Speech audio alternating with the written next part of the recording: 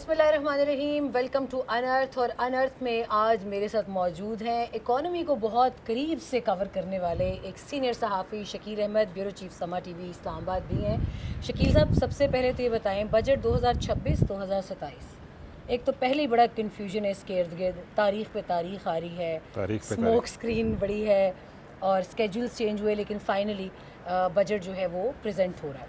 और इसके इर्द गिर्द मुझे सबसे पहले ये बताएं कि वफाक और सूबों का जो मसला है वो समझ ज़्यादातर लोगों को नहीं आ रहा। आप बताइए कि ज़्यादातर ख़र्चे वफाक के हिस्से में हैं, चाहे बड़े डैम हो, चाहे मेन कर्ज़ों की अदायगी हो, और वाटर सिक्योरिटी को यकीनी बनाना हो, दिफा पर इस वक्त पाकिस्तान बड़े महाजों पर अपने इंगेज है और हम सब जानते हैं। और NFC के तहत 57% से ज़्यादा हिस्सा ऑलरेडी सूबों के पास जा रहा है, मगर ख़र्चे कम उनके हिस्से में आते हैं, आमदन ज़्यादा आती है, और फिर भी वो वफाक या मुल्क की तरक्की में किसी किस्म का अपना हिस्सा डालने को तैयार नहीं है। उल्टा उसमें भी वो विक्टिम कार्ड एक प्ले हो रहा है। ये क्या हो रहा है, ये समझाइए ज़रा। बहुत शुक्रिया सुमेरा। देखिए, बेसिकली जो 18वीं तरमीम थी ना, उसके अंदर कुछ फ्लॉज थे, फंडामेंटल इश्यूज थे जो उनको उस वक्त एड्रेस नहीं किया गया और अब हमें वो फेस करना पड़ रहे हैं पाकिस्तान को एज ए होल। आप देखें कि NFC के तहत 57.5% शेयर जो है वो सूबों के पास है और 42.5% वफाक के पास है।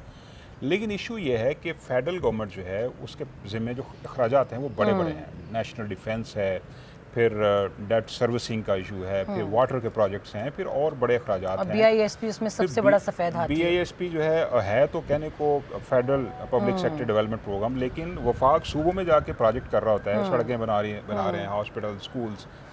तो वफाकी हुकूमत के ज़िम्मे वाकई बहुत ज़्यादा एक्सपेंडिचर्स हैं, लेकिन एक्सपेंडिचर्स ये वो हैं जिससे पूरा पाकिस्तान बेनिफिट उठाता है। आप डिफेंस देख लें, डिफेंस सिर्फ इस्लामाबाद के लिए नहीं है, वो चारों सूबों के लिए, आज़ाद कश्मीर GB के लिए भी है। और इसी तरह वाटर के प्रोजेक्ट्स हैं, वो बिजली मिलेगी, पानी के मसाइल हल होंगे, वो भी। और BISP programme, Benazir income support programme, जो कि 2008 में शुरू किया गया था, ये बहुत अच्छा प्रोग्राम था। लेकिन मुझे अब यूँ लग रहा है जैसे ये पोलिटिसाइज हो गया है, क्योंकि इसके ऊपर बिल्कुल विक्टिम कार्ड आपने दुरुस्त कहा खेला और जाता है। मुझे बाज़ I'm sorry to interrupt you, बाज़ ये लगता है कि जैसे अब इसको सिर्फ अपने वोट को ख़रीदने के लिए, अब एक अल्लाह करे ऐसा ना हो, लेकिन ऐसे कंजम्पशन उसकी ऐसी लगती है कि अब घर घर हम पैसे दे रहे हैं और आपने वोट ज़रूर हमें डाला है। अच्छा, इसमें इंटरेस्टिंग चीज़ क्या है? इंटरेस्टिंग चीज़ ये है कि इसके सारी फंडिंग फेडरल गवर्नमेंट कर रही है, और मेजर जो इसके बेनिफिशरीज हैं वो सिंध में है या पंजाब में है या इवन KPK में है, और बलूचिस्तान में भी है, ज़ाहिर है, लेकिन मेजॉरिटी मेजर प्रोविंसेस में है, लेकिन वो कंट्रीब्यूट करने को तैयार नहीं है। और नाम भी बेनज़ीर इनकम सपोर्ट प्रोग्राम है, और इसके लिए उनको कंट्रीब्यूट खास तौर पर सिंध को करना चाहिए, और वो इसको करने को तैयार नहीं। वो कह रहे हैं, जबकि क्रेडिट भी सारा वो लेते हैं, क्रेडिट भी वो लेते हैं, क्योंकि नाम भी उन्हीं का बीबी के नाम पे है, और क्रेडिट भी लेते हैं, और इसको छेड़ने की कोशिश करते हैं। तो वो कहते हैं कि जी हमारे साथ ये ज्यादती है, गरीबों का पैसा बंद कर देंगे। अगर गरीबों का पैसा उनको देना है तो आप अपनी जेब से दें, एटलीस्ट सारा नहीं तो आप कंट्रीब्यूट तो करें, एटलीस्ट अपने प्रोविंस का। ये बड़ा फैक्टर है। लेकिन फेडरल गवर्नमेंट के भी बहुत सारे इश्यूज़ हैं, मिस मैनेजमेंट्स हैं। आप देखें कि डेट ऑन सर्विसेज जो है, आप देखें, मैंने उस दिन भी एक स्टोरी ब्रेक की थी कि अगले 5 साल में 45,000 अरब रुपए के हमने सूद अदा करना है, कर्जों से सूद अदा करना, और ऑन एनुअल बेसिस 9,000 अरब रुपए हमने पे करने हैं। तो ये इतना बड़ा पैसा, ह्यूज मनी ज़ाया हो रहा है, और ये सारी मुख्तलिफ हुकूमतों की मिसमैनेजमेंट है। ज़ाहिर है फेडरल गवर्नमेंट्स थी जिन्होंने ये कर्जा लिया, प्रॉपर इस्तेमाल नहीं किया, पाकिस्तान ऊपर बोझ बढ़ गया। तो फेडरल गवर्नमेंट ने कर्जा लिया, लेकिन फेडरल गवर्नमेंट के अंदर यही पॉलिटिकल पार्टीज थी, Pakistan peoples party, PMLN, PTI, मतलब यही पार्टी है, मेन स्ट्रीम पार्टी, और वो होने नहीं देती। तो अब ये है इशू कि डेट सर्विसिंग के लिए भी पैसे चाहिए, इसके अलावा BISP के लिए पैसे चाहिए, जो समाजी तहफ़्फ़ुज़ का, सोशल प्रोटेक्शन का प्रोग्राम है। अब हमें ये पता चला है कि IMF के साथ एग्री किया गया है कि जो बेनिफिशरी फैमिलीज़ हैं उनको 19,000 रुपये सरमाही बुनियाद पर मिलेंगे, यानी ग्रेजुअली बढ़ रहा है। तो लेकिन ये सोल्यूशन नहीं है। आप पैसे देते जाएं लोगों को, वो तो भिखारी बनते जाएंगे, एक्सक्यूज माय वर्ड्स, लेकिन ये तो हार्श वर्ड हो जाएगा। लेकिन मसला ये है कि आसान पैसा जब जाएगा तो वो तो उसका कोई कंजम्पशन नहीं है, बजाय इसके कोई स्किल डेवलपमेंट शुरू करें। बिल्कुल ऐसे ही कि पैसे लेके आप कंज्यूम कर लें और फिर वेट करें कि अगले महीने अगले किस्त भी आएगी, सरमाही में फिर मिल जाएंगे। तो वो कोई स्किल डेवलपमेंट नहीं है। अब देखें, 2008 में ये प्रोग्राम शुरू हुआ था, अब तक मैं अभी देख रहा था, डाटा चेक कर रहा था, कोई मोर देन 4 ट्रिलियन रुपीज़ खर्च कर चुके हैं, 4,000 अरब रुपए से ज़्यादा। It's hell of money. इससे गुर्बत कम हुई, जबकि मसला अभी 1200 से 1300 अरब का बना हुआ है, जबकि दूसरी तरफ यही पैसा एक तरह से ऐसे ज़ाया हो रहा है। और इकनॉमिक सर्वे जारी हुआ, 29% पाकिस्तान के अंदर पॉवर्टी रेट है। इससे पहले वर्ल्ड बैंक का फिगर आया था, वो मोर देन 40% भी था। पावर्टी भी वहीं पे है, अनएम्प्लॉयमेंट भी बढ़ रही कौन है। सा फिगर ठीक है इसमें? डिफरेंट उसमें आप होता तो है, आदातो शुमार के खिलाड़ी हैं ना, आपको पता होगा कि डिफरेंट किस्म असलियत के क्या है। उसमें वो फार्मूलाज लगाते हैं कि अगर $4 पर डे कमाता है वो भी वो गरीब है, अगर लेस देन $3 पर डे कमाता है तो वो एक्सट्रीमली पुअर है। शकील साहब हमारे और कितने होते हैं पाकिस्तान पर डे? आपके पर डे कितने डॉलर कमा अच्छा, रहे हैं? अब पाकिस्तान के अंदर मैं देख रहा था कि इकोनॉमिक सर्वे में लिखा है कि अगर आप डेली $1 के इक्विवेलेंट कंज्यूम करते हैं तो आप अमीर हैं, और उससे नीचे पता कितने पैसे बनते हैं? 270 270 280 अगर आप इतने एक्सपेंडिचर डेली कर रहे हैं ना तो आप पावर्टी से ऊपर हैं, और 272 पे से नीचे हैं 70 से, तो आप समझ लें कि आप you are below the poverty line. तो मतलब इस तरह के फार्मूले ऐसे ना कहें वो दूध वाले ने फिर 220 से 240 पे चले जाना है कि हम आपको अब पावर्टी लाइन लाना चाहें। चाहिए जी वो तो तो अच्छा, पर- इसमें जी। एक और, कल भी हम इस पर बात कर रहे थे एक प्रोग्राम के अंदर, और मैंने आपसे पूछा था कि ये जितना बजट लैप्स हो जाता है, सूबों के पास जाता है, जब आप उनकी एनुअल देखते हैं लेजर्स और बैलेंस शीट्स वगैरह, उनका बजट लैप्स हो रहा है, सबका सब इस्तेमाल नहीं हो रहा, बिल्कुल ये ऐसे, क्या कहानी है? और जब उनका बजट ही इस्तेमाल नहीं हो रहा, मज़ीद क्यों चाहिए उनको? वो पैसा वो वफाक को क्यों नहीं दे रहे? यहाँ भी कोई पॉलिटिकल इशू है? और सबसे बड़ी चीज़ इसके अंदर ये है कि सूबों के ऊपर ये पैसा क्यों नहीं लग पा रहा, उसकी क्या वजह देखें, है? ये बहुत फंडामेंटल क्वेश्चन है, बहुत अहम क्वेश्चन है, क्योंकि 18वीं तरमीम जब पास की गई थी उसमें कहा गया था कि इज एडिशनल फंड्स रिसोर्सेज मिलेंगे प्रोविंसेस को, और वो उसको निचली सतह पर एक्सपेंड करेंगे, मतलब कि लोकल गवर्नमेंट Transfer एक कर सेटअप देंगे, होगा सूबे से डिस्ट्रिक्ट लेवल पे, और फिर वहाँ तहसील लेवल पे पैसा खर्च होगा, लेकिन वो सिस्टम डेवलप नहीं हुआ। वही हुआ कि स्टक हो गया पैसा मरकज़ में, यानी प्रोविंशियल हेडक्वार्टर्स में, वो उनकी कैपेसिटी नहीं है इतना पैसा हैंडल करने की। अभी एहसन इकबाल साहब कह रहे थे कि वफाक गरीब हो गया और सूबे अमीर हो गए हैं, और ये फैक्चुअली ऐसे ही है। वो तो ठीक अभी है, ये देखिए, ये जो लेकिन बजट- जब वो कोई बात करते हैं ना, यकीन करने को वैसे दिल नहीं करता, क्या? ऑनेस्टली, मजाक के अलावा, Reason? कि एहसन इकबाल साहब पिछले कई अरसों से, जैसे अभी उन्होंने जीबी में कहा कि मेरे बाएं हाथ का खेल है ये फलां प्रोजेक्ट लगाना, जब आप ये बातें करते हैं ना तो people stop believing you. You have to address and you have to deliver the factual things. तो यही मेरा आपसे इसमें बल्कि ऐड भी कीजिएगा कि वफाक सूबों से क्या चाहता है असल? वफाक, मैं उसी तरफ आ रहा था, तो आप देखें कि अब सूबों के पास कैपेसिटी नहीं है डिलीवर करने की। आप अभी देखें, ये जो नया बजट पास होने जा रहा है, इसमें सूबों ने इनिशियली कहा कि हम 4.7 ट्रिलियन रुपीज़ का डेवलपमेंट आउटले हम खर्च करना चाहते हैं, यानी 4700 अरब रुपये से ज़्यादा। तो वफाक ने कहा भाई इतने पैसे तो हमारे पास भी नहीं है, आप कहाँ से इतना पैसा खर्च करेंगे, हम भी नहीं आप ऐसा करें कम करें, और थोड़ा हाथ हल्का रखें। हाँ हाथ हल्का रखें, बहुत अमीर हो गए आप, तो थोड़े पैसे जो है ना बचाएं, और वो नेशनल सिक्योरिटी के लिए, कौमी सलामती के लिए, सोशल प्रोटेक्शन के लिए आप कंट्रीब्यूट करें, उस पर वो आने को तैयार नहीं। अच्छा, सूबों ने, वफाक ने ही कहा कि जी हमें कोई 1700 अरब रुपये चाहिए जो आप हमारी हेल्प करें, और ये उस पे वो 17 agree खरब नहीं हुआ। बनते?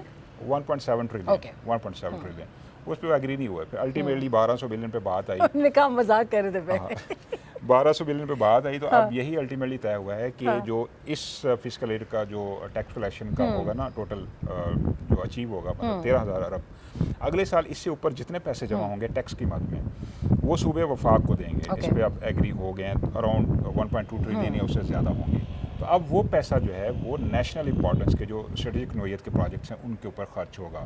और दूसरा, ये PSDP में, यानी प्रोविंशियल जो प्लान है डेवलपमेंट के, उसमें पैसा अब कम किया गया है। वफाक ने कहा, सूबा ने कहा कि हम अगर ज़्यादा पैसे नहीं खर्च करते तो आप भी ना करें, इसलिए फेडरल गवर्नमेंट ने कहा जी हम 1 ट्रिलियन खर्च करेंगे PSDP 1000 अरब, और सूबों ने कहा ठीक है हम 4.7 ट्रिलियन से कम करके 3.6 ट्रिलियन कर लेते हैं। अब ये अंदाज़ा लगाएं कि सिर्फ पंजाब प्रोविंस के पास डेवलपमेंट जो बजट था अनाउंस करने जा रहे थे, वो 1450 अरब था, माशाल्लाह। और फेडरल गवर्नमेंट 1126 अरब।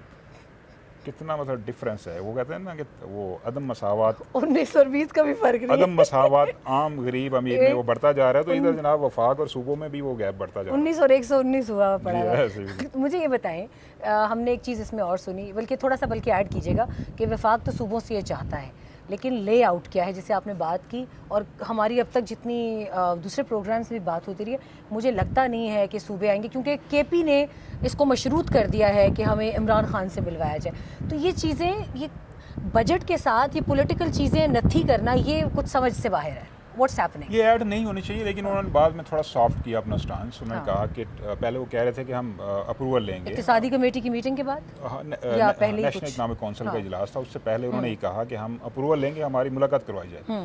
फिर उन्होंने कहा कि ये जिस तरह की डिमांड आ रही है वो तो ऐसी चीज़ है कि वो कि हमारे चेयरमैन जो हैं वो भी उसको इनकार नहीं कर सकते कि वो नेशनल डिफेंस का मामला है, स्ट्रेटजिक इश्यूज हैं, उस पर खर्च करना है, डिफेंस के आपके जो एक्सपेंडिचर्स हैं, तो फिर अल्टीमेटली उस पर वो एग्री हो गए। तो अब अच्छी बात यह है कि NSC में जो चीज़ें डिसाइड हो गई उसके ऊपर सबका कंसेंसस था और सब ने रियलाइज़ किया कि पाकिस्तान को ज़रूरत है कि डिफेंस ज़ाहिर ज़रूरी है। रीजनल जिस तरह की टेंशन है, इंडिया के साथ हमारी जंग हुई है और हमने उनको फैंटी भी लगाई, अब तो 3 डायमेंशनल और अब फिर से थ्रेट, बिल्कुल ऐसे अब फिर से थ्रेट है, तो उसके लिए हमें पैसे चाहिए, हमें फंड चाहिए, रिसोर्सेज चाहिए। तो अच्छी बात है कि जो सूबे हैं वो कंट्रीब्यूट करने के लिए तैयार हो गए हैं।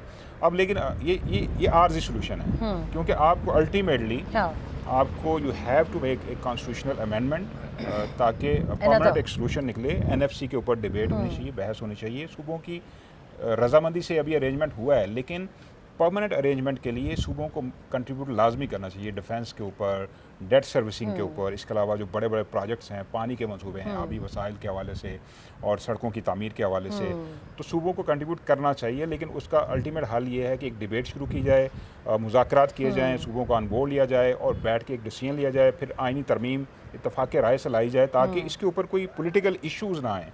क्योंकि लास्ट टाइम आपको पता है कि जब NFC पे डिबेट शुरू हुई थी, 2008 तो पीपल्स पार्टी की जानिब से थ्रेट किया गया था जी, रज़ा रबानी तब चेयर किया करते थे। अच्छा, रज़ा रबानी, उन्होंने एक जुमला बार बार वो बोलते हैं, मैं बड़े अरसे से सुन रहा हूँ, मैं छोटा सा था जब से सुन रहा हूँ कि जी फेडरेशन को खतरात लाहिक हैं। ठीक है, वो ज़रा सा सूबों से कोई डिमांड की जाती है ना, वो फेडरेशन टूट जाएगी, मतलब या फेडरेशन ना होगी, मतलब खिलौना हो, बर्तन हो गया जो टूट जाएगा।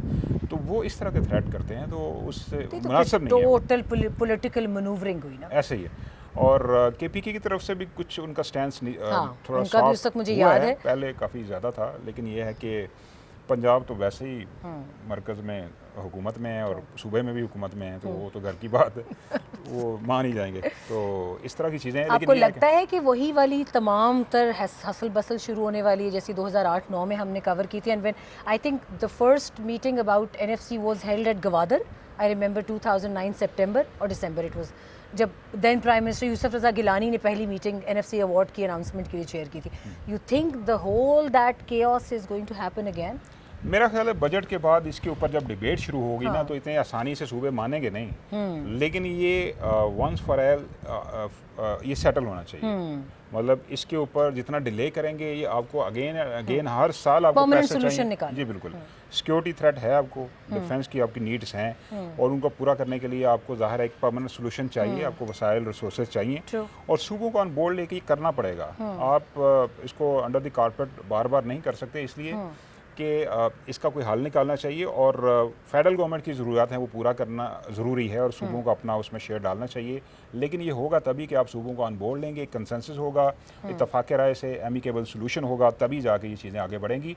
अदरवाइज़ अगर आप ज़बरदस्ती करेंगे, तो मेरा ख्याल है कि इसमें पॉलिटिकल एक क्याओस पैदा होगा दोबारा से, और फिर वही है कि खींचातानी जो सूबों की और वफाक की होती रही है रवायती तौर पर विद इन पोलिटिकल पार्टीज़ और with in provinces, with in federation, तो वो इश्यूज आ सकते हैं। लेकिन इसके ऊपर अमली इक़दाम करने से पहले होम वर्क करना ज़रूरी है, ताकि मिनिमम डैमेज हो या मिनिमम क्या कहते हैं कि एक क्लैश से बचा या क्याओस से बचा जा सके। तो इसके लिए बॉडी तश्कील अगर दी जाती है, तो who would be the suitable person to handle it? I don't think so a person like Raza Rabbani would be there और शुड बी देयर, क्योंकि उनका अपना एक माइंड सेट था, and that mind set from my point of view as well as a journalist was not a good thing towards federation. क्योंकि जैसे आपने कहा कि फेडरेशन एक बहुत बड़ी चीज़ होती है, ये कोई नॉर्मल खिलौना नहीं है कि जिसको आप थ्रेट करेंगे, तोड़ने की कोशिश करेंगे। तो अभी in given scenarios you are seeing it happening, या आपको लगता है कि इसमें थोड़ा सा एफर्ट करना पड़ेगा? देखिए, एक अच्छी जो चीज़ हुई है वो ये है कि आप देखें कि जो नेशनल इकनॉमिक काउंसिल है ना, इस दफ़ा उसके अंदर ये एक डिसीजन बड़ा हुआ है कि आफ्टर एवरी क्वार्टर इसकी मीटिंग होनी चाहिए। पहले साल में एक दफ़ा होती थी, एक स्टैंप लगाते थे कि जी बजट आया है, नेशनल डेवलपमेंट आउटले नंबर्स आए हैं, वो जी एक मीटिंग होती है और उस पर स्टैंप लगा दिया, पास कर दिया, उसके बाद फिर अगले साल जाके जून में या तो अब ये फैसला हुआ है कि नेशनल इकनॉमिक काउंसिल की meeting her after every quarter जो है वो बुलाई जाए, उसके अंदर इस तरह के नेशनल इश्यूज डिस्कस किए जाएं। तो फोरम ऑलरेडी मौजूद है, फोरम का इशू नहीं है। अब आप देखें कि इस बजट अभी प्रेजेंट हो रहा है, इससे पहले KPK ने ये भी थ्रेट किया था कि अगर आपने NFC मीटिंग इजलास ना बुलाया, NFC नेशनल फाइनेंस कमीशन, जिसके अंदर वो कहा जा रहा है कि उसको रिसोर्सेज की जो तकसीम है उसको नया फार्मूला, तो उन्होंने लेटर भी लिखा मिनिस्टर ऑफ फाइनेंस को और मुलाकातें भी की, स्टेटमेंट्स भी थी, लेकिन एनएफसी की मीटिंग नहीं बुलाएगी। फिर उन्होंने थ्रेट किया कि हम जो फेडरल जो कॉन्स्टिट्यूशनल कोर्ट है उसके अंदर जाएंगे और केस लेके जाएंगे अगेंस्ट फेडरल गवर्नमेंट। तो फिर वही एक टकराव की कैफियत। तो अभी ऐसा अमली तौर पे तो उन्होंने किया नहीं है, लेकिन इसके चांसेस मौजूद हैं कि वो इसको चैलेंज कर सकते हैं बड़े फोरम्स के ऊपर। लेकिन बड़े फोरम्स के ऊपर चैलेंज करने से पहले उसी के जो बड़े फोरम्स हैं जो हमारे ऑलरेडी बन चुके हैं, नेशनल इकनॉमिक काउंसिल है और प्राइम मिनिस्टर ज़ाहिर चेयर करते हैं, उसमें प्रोविंसेस हैं, चीफ मिनिस्टर्स भी हैं, तो उसके ऊपर ये डिबेट एक हो जानी चाहिए, उस पर नशिस्तें हों ताकि उसके ऊपर एक कंसेंसस डेवलप हो। और लेकिन अब टाइम मेरा ख्याल आ गया है कि इसके ऊपर एक सीरियस डिबेट। लास्ट क्वेश्चन, 57.5 से घट के आपको ये हिस्सा सूबों की तरफ जाता हुआ कितना लगता है, अगर जायज़ भी एस्टिमेट हम लगाएं, जिसमें हमारा दिफा, हमारे वाटर चैनल्स, हमारा BISP, हमारा तो नहीं खैर सूबों का ही है, पॉलिटिकल पार्टीज़ का ही है, बट ऑब्वियसली अब एक गले अगर एक मजबूरी पड़ी है, और इसके अलावा बाकी तमाम तर चीज़ें, बड़े कर्ज़ों की अदायगी के लिए I am most concern for the debt repayment. जो आपने कर्जे नहीं पे हम तो इस्लामाबाद वाले हैं ना, तो वो तो जिम्मेदारी आपके और मेरे जैसे टैक्स पेयर पे आती है जिसकी तनख्वाह से पहले ही टैक्स कट जाए। देखिए ये नंबर गेम में हमें नहीं पढ़ना चाहिए फ्रैंकली। इसमें यह है कि फिर भी कोई आइडिया तो 57.5% अगर सूबों को जा रहा है, 42.5% वफाकी गवर्नमेंट ले रही है, तो उसके अंदर जो कुशन बनता है, जिस तरह की डिबेट शुरू हुई है 1.5 से 2 ट्रिलियन रुपये, यानी 2000 अरब रुपये की गुंजाइश जो है वो निकालना फ़िलहाल फौरी एनुअली सालाना ज़रूरी है, ताकि उस जो एडिशनल बर्डन है ना वो थोड़ा शेयर हो सके। सूबे भी अपने कुछ ज़िम्मे लें और वफाक जो है वो भी, तो फिर जाके ये चीज़ें सेटल होंगी। अगर आप देखें जो नया बजट पेश हो रहा है वो भी डेफिसिट खसारे का बजट होगा, मतलब 5,500 अरब रुपये से ज़ायद फेडरल गवर्नमेंट को फिर कर्जा लेना पड़ेगा अपने उमूर चलाने के लिए, और वो कर्जा लेके कहाँ खर्च होगा? वो आपका देखें डिफेंस, आपको गवर्नेंस चलाने के लिए, आपको PSTP चलाने के लिए, आपको पेंशन की अदायगी के लिए, तनख्वाहें अदा करने के लिए, मतलब ईच एंड एवरीथिंग जो है वो फिर आप कर्जों के ऊपर पूरे कर रहे हैं। तो मतलब पाकिस्तान जैसे न्यूक्लियर पावर, आप देखें कि पाकिस्तान एटमी इस पे तो बहुत खुशी होती है हमें कि ये एक ऐसा चैप्टर है कि जिस पे बहुत खुशी होती है। पाकिस्तान एटमी ताकत है, वो रीजनल पावर बन के भी उभर आया पाकिस्तान अभी रिसेंट जो क्राइसिस, और हमें इसी को मेंटेन करना है क्योंकि इसके साथ मजीद चैलेंजेस ऐसे ही है। तो जब हम दूसरी तरफ देखते हैं अपने जो फाइनेंशियल इश्यूज हैं, तो फिर हमें यकीन नहीं आता कि हम एटमी ताकत हैं या हमने इंडिया जैसे मुल्क को हराया जो हमसे कई गुना बड़ा है। तो हमें ये अपना हाउस इन ऑर्डर करना पड़ेगा और मुल्क दुश्मनी ख़त्म करनी पड़ेगी। हाँ, ये करनी पड़ेगी तो मुल्क दुश्मनी खत्म। अच्छा लफ्ज़ है, क्योंकि जब तक आप इनको ये नहीं कहेंगे this wouldn't be an issue इनके लिए, जहाँ पर ये थोड़ा सा अपने ज़ाती मफादात छोड़ के मुल्क के लिए नहीं लगा सकते, लेकिन ये है कि उनको आप मेहमान हैं, आप नहीं लगा सकते, उनको रियलाइज़ उनको करना पड़ेगा। और इसके ऊपर वाकई सीरियस डिबेट की ज़रूरत है। और फेडरेशन का मतलब है वफाक और सूबे मिल के जो बोझ है उठाएं और पाकिस्तान को आगे लेके चलें, क्योंकि अभी हाई टाइम है। इंडिया को हमने शिकस्त दी है, हमारा एक रीजनल रोल बड़ा प्रोमिनेंट हुआ है, रीजनल नहीं इंटरनेशनल। आप देखें सुबह उठ के रोज़ जो प्रेसिडेंट ट्रंप हैं वो तारीफ़ करते हैं फील्ड मार्शल की और पाकिस्तानी लीडरशिप की, वो कहते हैं कि बड़ा अच्छा इन्होंने काम किया, रोल प्ले किया है। तो हमें इससे फ़ायदा उठाना चाहिए। अगर इतनी अच्छी गुडविल और इतना अच्छा जो पाकिस्तान का जो है वो इंटरनेशनल इमेज बना है, तो ये हाई टाइम है इसको आगे ले जाने के लिए। लेकिन वो उसी वक्त होगा जब हम अपना हाउस इन ऑर्डर करेंगे, अपने डोमेस्टिक जो इश्यूज़ हैं, ख़ास तौर फाइनेंशियल इश्यूज़ और जो ज़रूरियात हैं डिफेंस की और वाटर सिक्योरिटी की और जो सोशल प्रोटेक्शन है, उसको मिलकर निभाएं। तो देखा ना, इकोनॉमी के जो लोग जिन कवर करते हैं ना, उनको ये सारे बड़े बड़े अल्फाज आते हैं बोलने। शकील साहब, thank you very much, as always it was lovely talking to you. और जब भी हम इन मामलात पर आपसे बात करते हैं हमें खुद बहुत सीखने को मिलता है। अनर्थ से आज के लिए इतना ही, आपसे दोबारा मुलाकात होगी। Stay tuned.